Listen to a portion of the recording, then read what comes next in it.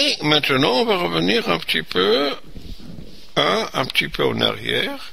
C'est comme dans le cas des sous-variétés de Rn, où on avait défini l'espace tangent comme étant en un point, x0 comme étant l'ensemble des gamma prime de 0, où gamma c'est une courbe d'un intervalle contenant 0, avec gamma de 0 égale x0. Alors la réunion de ces courbes-là définissent l'espace tangent. Alors on va essayer maintenant de voir la même chose, que ça colle bien, on peut définir comme ça. Soit donc M une variété différenciable de dimension n, et de classe CK avec K supérieur ou égal à 1, et x0 appartenant à M. Soit gamma une application dérivable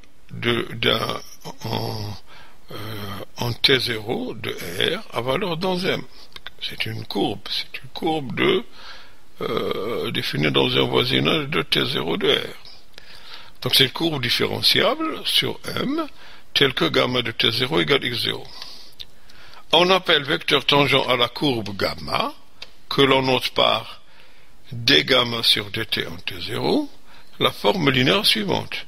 D gamma sur dt en T0, c'est l'application qui a d gamma de T0 mr dans R, définie par d gamma sur dt en T0 de f, c'est la dérivée de f rang gamma au point T0, dérivant bien entendu par rapport à la variable t.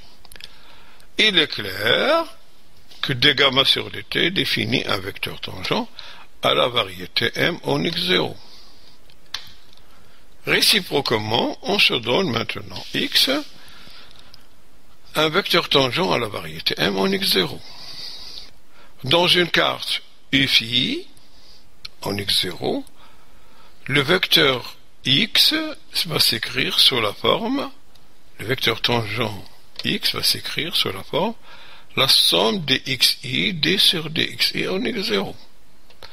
Soit donc epsilon positif, tel que phi de x0 plus t d phi de x0 en x appartient à phi de u, sans sens, puisque phi c'est un homéomorphisme, mais puisque je peux prendre t assez petit, il n'y a pas de problème. Et phi de x0 c'est là, donc phi de x0, il n'y a pas de problème, c'est ouvert. Donc, je choisis donc le epsilon de telle sorte que phi de x0 plus t d phi de x0 en x soit dans phi de u dès que t en valeur absolue soit plus petit qu'epsilon. Et soit, je définis cette fois cette courbe gamma qui est égale à phi moins 1 de phi de x0 plus t d phi de x0 en x. On a donc d gamma sur dt au point 0 c'est x. Donc, ici, on peut voir directement que les vecteurs tangents à la variété m en un point x0 peuvent être considérés comme les gamma primes en 0. Au gamma, c'est des courbes d'origine 0 et d'extrémité x0.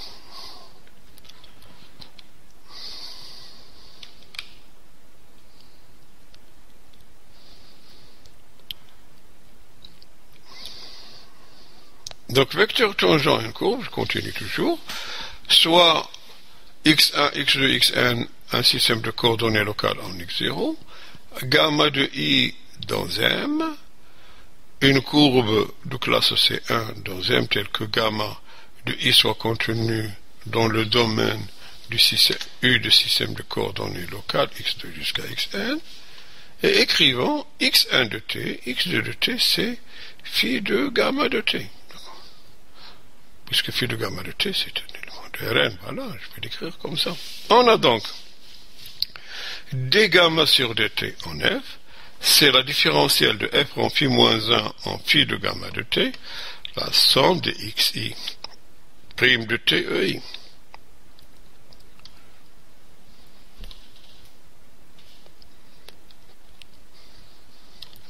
Et ça, c'est la somme de x' i de t, df en phi moins 1 en phi de gamma de t appliqué à i. Ce qui montre que d gamma sur dt, c'est la somme de x' i de t d sur dxi égale à la somme de dxi sur dt d sur dxi au point gamma de t. Et voilà comment les choses se concordent, comment les choses se concordent bien et se façonnent bien.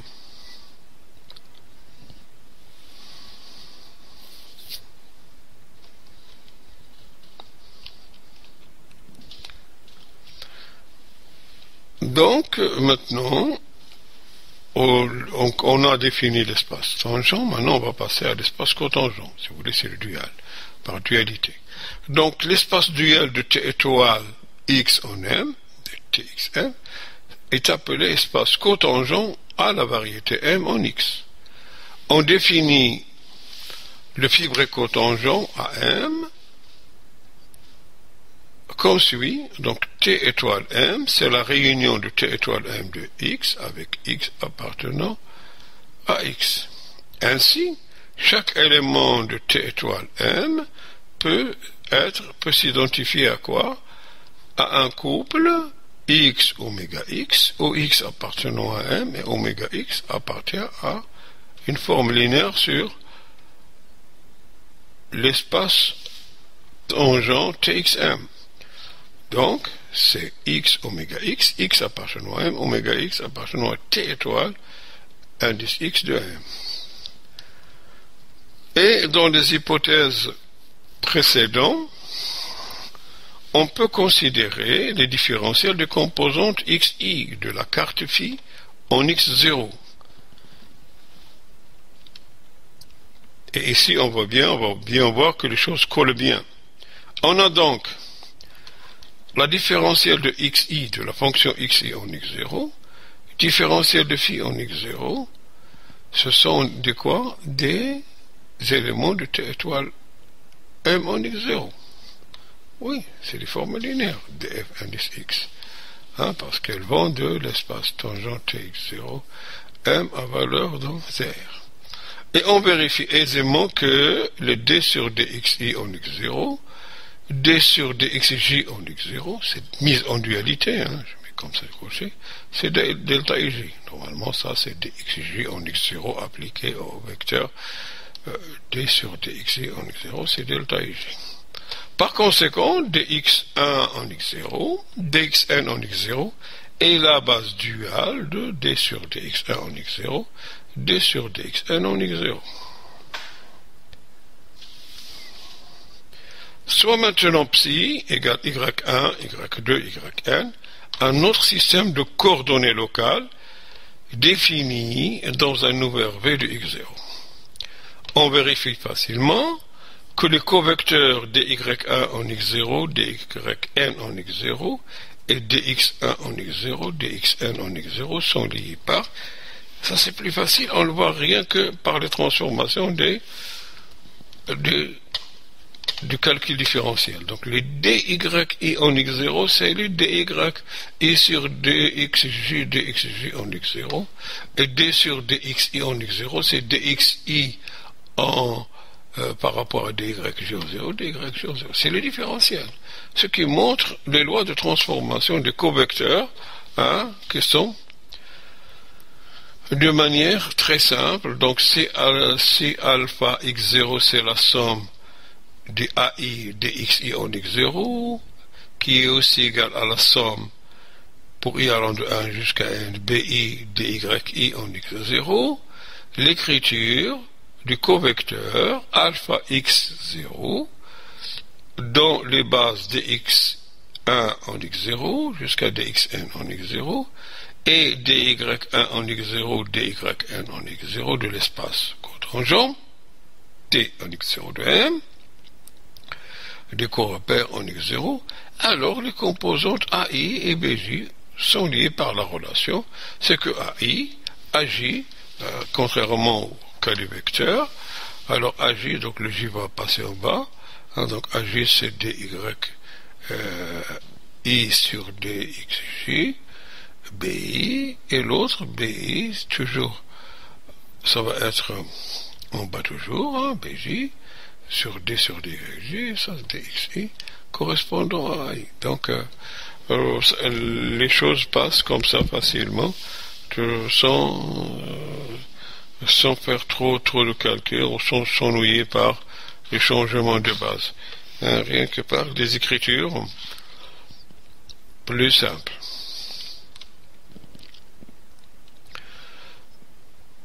Soit maintenant deux variétés M1 et M2, différenciables de classe CK avec K supérieur ou égal à 1, et F, une application différenciable d'un voisinage ouvert d'un point X0 de M1. On appelle application cotangente de F en X0 de M1, que l'on note par F X0 étoile, la transposée de l'application linéaire df indice X de Tx M1 dans Tfx de M2.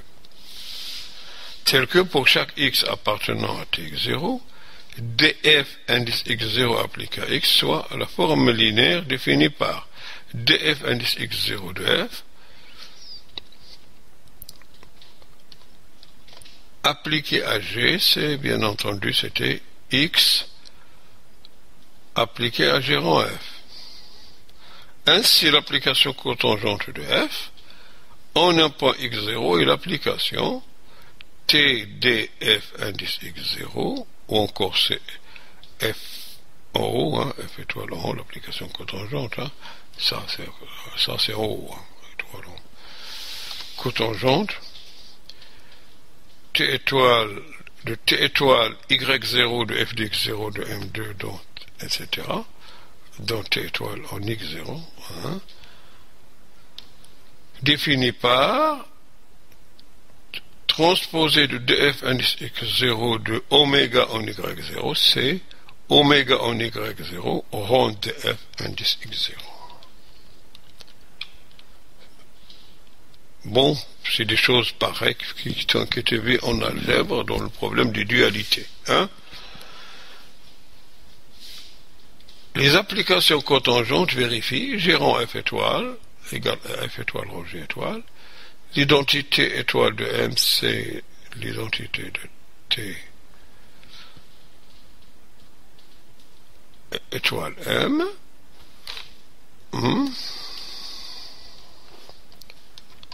Lorsque F est un difféomorphisme, alors F-1 étoile égale à F étoile moins 1.